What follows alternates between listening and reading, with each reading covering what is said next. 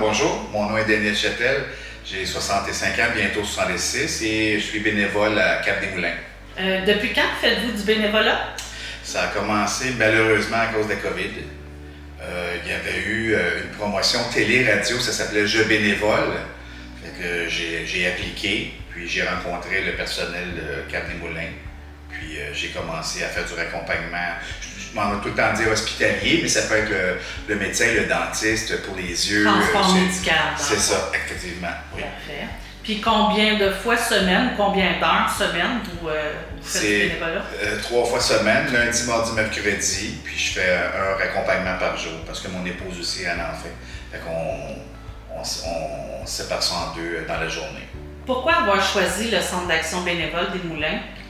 Ben, c'est les premiers qui nous ont approchés. Quand on a fait la demande, si ma mémoire est bonne, on avait reçu pas plusieurs demandes, mais différents organismes.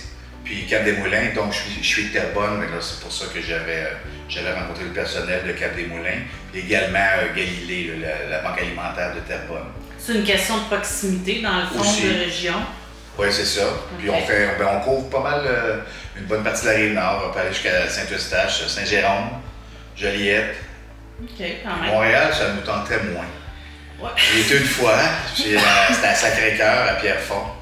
Puis, tu sais, c'est parce que tu as le stress que tu veux que la personne arrive à l'heure. Fait que là, tu sais pas le trafic que tu vas rencontrer en rentrant en ville. Fait que ça, c'était un stress que j'avais pas le goût de vivre. Fait qu'on s'occupe de la Rive-Nord ou de la région. Ce que vous appréciez le plus du bénévolat?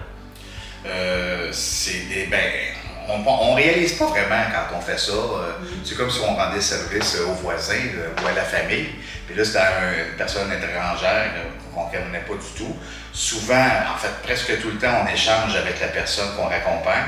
Mais au retour à la maison, ils sont vraiment contents, on va dire fiers, mais contents d'avoir ce service-là.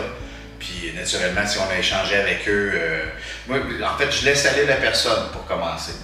Puis si bonjour, ça va, tu sais, le petit, comment on appelle ça? Small talk. Le small talk. Puis si ça s'arrête là, je pose une question aux deux, puis si ça arrête là, ça arrête là. Mais si on entreprend une conversation plus longue, j'embarque dans la conversation avec eux. OK. Ben, ils sont vraiment contents, là. Puis à vous, qu'est-ce que ça vous apporte d'en faire de ça? Ben, tu réalises que tu fais au début, comme je te disais tantôt, on fait rendre service pour rendre service aux voisins ou à la famille, mais là, à un étranger ou une étrangère, puis qui te remercie, tu sais, quasiment plus, en fait, pas quasiment plus que si c'était le voisin, parce qu'en fait, sans méchanceté, le voisin, ben, on s'aide mutuellement, bon, ben, on s'échange ça, mais là, cette personne-là, elle a peut-être fait le tour de la famille puis des amis, ou on n'en a carrément pas de famille, des amis pour l'amener à son rendez-vous.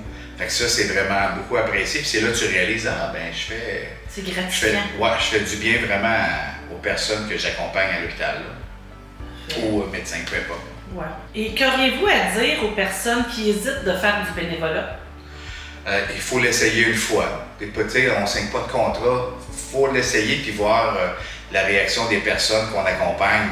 Puis ça motive vraiment là, à en faire comme plus si le temps te le permet. Si c'est possible. Puis c'est ça, les horaires, tu les fais en conséquence de tes disponibilités. C'est ça. On n'est pas, c'est pas un 9 à 4, là, tout ça. Là, on donne les heures qu'on peut donner. Puis ça rend service à tout le monde.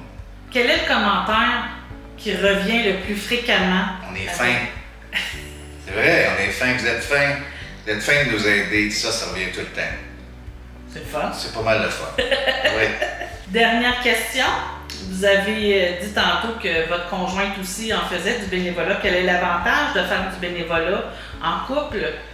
On a différentes occupations de loisirs, puis ça allait de soi là, qu'on le fasse aussi. On a déjà joué au bowling pendant plusieurs années ensemble, on a des activités musicales ensemble, faut que ça allait de soi qu'on puisse faire ça en même temps. Puis, étant donné qu'on fait chacun notre tour, moi des fois c'est le matin ou l'après-midi, fait que quand tu quittes l'après-midi, bien moi j'ai l'après-midi off. Là. Mais c'est le fun. Là, mon épouse aussi, elle trouve ça le fun. Sinon, depuis la COVID, puis on en fait encore, c'est parce qu'on aime ça. Puis le staff à Cap-des-Moulins, ils sont gentils. Mais c'est vrai, c'est pas, je ne plug pas rien, là, c'est vrai. Merci. Ben, ça m'a fait plaisir.